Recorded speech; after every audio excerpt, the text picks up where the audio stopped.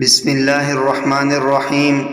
فرمان مصطفیٰ صلی اللہ علیہ وسلم، نبی اکرم صلی اللہ علیہ وسلم کیا دعا مانگتے تھے؟ زید بن ارقم رضی اللہ عنہ سے مروی ہے، کہتے ہیں کہ میں تم سے وہی بات کہوں گا جو رسول اللہ صلی اللہ علیہ وسلم کہا کرتے تھے۔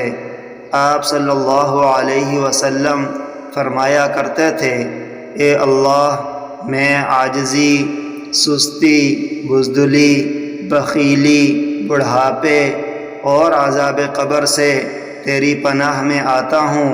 اے اللہ، میرے نفس کو تقوی عطا فرما اور اس کا تزکیہ فرما۔ تو ہی بہترین تزکیہ کرنے والا ہے، تو ہی اس کا نگران اور مالک ہے۔ اے اللہ، میں ایسے علم سے تیری پناہ میں آتا ہوں جو نفع نہ دے، اور ایسے دل سے جو ڈرتا نہ ہو، اور ایسے نفس سے جس کی خواہشات پوری نہ ہوں، اور ایسی دعا سے جو قبول نہ ہو۔